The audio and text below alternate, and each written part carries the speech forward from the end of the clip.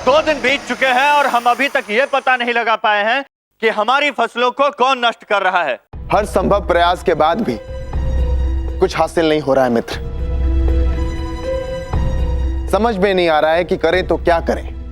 नंदराज, नंदराज, क्या हुआ? क्या फिर से हमारी फसलों को? नहीं नंदराज, अनाज की हाट में कुछ लोग अनाज व्यापारी से अनाज को लेकर झगड़ा कर रहे हैं। बात बहुत बिगड़ गई है। नंदराज, अब आप ही कुछ कीजिए। बोलो, तुम शीघ्र ही इनके साथ जाओ और जाकर शीघ्र ही झगड़े को समाप्त कराओ और उन सब से कहो जिसको भी अनाज की आवश्यकता है वो हमारे भंडार गृह से अनाज ले जाए, किंतु झगड़ा करने की कोई आवश्यकता नहीं है। जी नंदराज, जैसी आपकी आज्ञा। चलिए।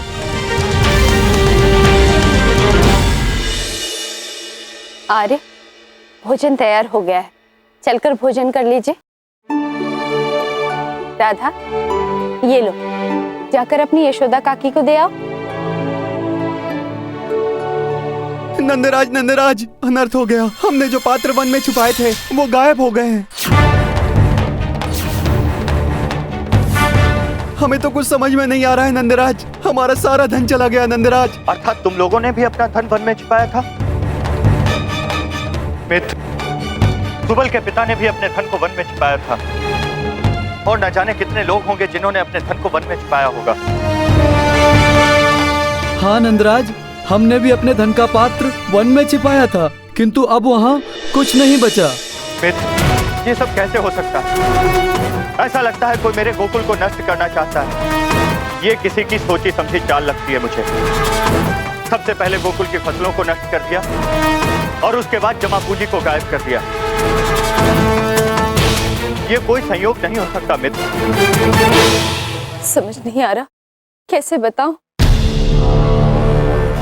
हमारी भी धन संपत्ति सब नष्ट हो गई है आर्य।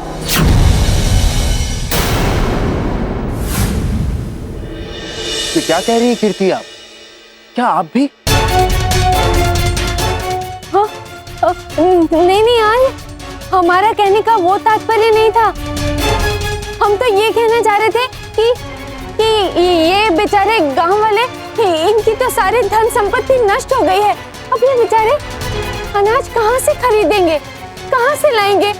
हम तो बस यही कहना चाह रहे थे यार, और कुछ अर्थ नहीं था हमारा। हमें कुछ करना होगा दाऊ, नहीं तो धूर्तासुर पूरे गोकुल को नष्ट कर देगा। देखो, ये अनाज हमें दे दो, अन्यथा मैंने कहा ना, धन लिए बिना मैं कुछ नहीं दूंगा। धन वन कुछ नहीं, मुझे ये अनाज चाहिए। अरे अरे चिंतामणि, क्या कर रहे हो? छोड़ो इसे। ये भी मनुष्य है? मनुष्य है ये, इसका भी अपना घर परिवार है, बाल बच्चे हैं, इसको भी धन की आवश्यकता है। बिना धन के अनाज कैसे ले रहे थे तुम इससे? तो आप ही हमारी कुछ सहायता कर दीजिए ना। यदि हमारे पास धन होता तो हम आपको दे देते,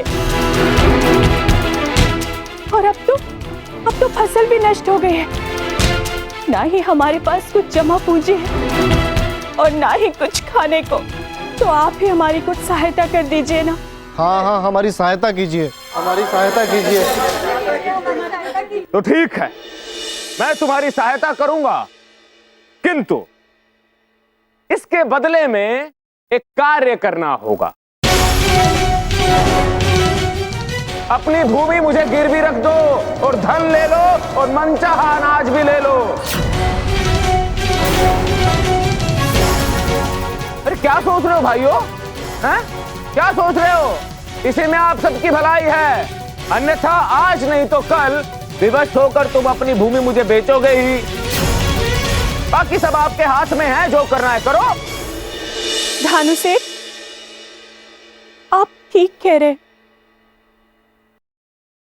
आप जैसा कहेंगे हम वैसे ही करेंगे, किंतु हमें इतना अनाज दे दीजिएगा कि हमारा परिवार भूखा न रहे। हाँ, आप जैसा कहेंगे हम वैसा करेंगे। अब आया ना ऊंट पहाड़ के नीचे। चलो मेरे साथ।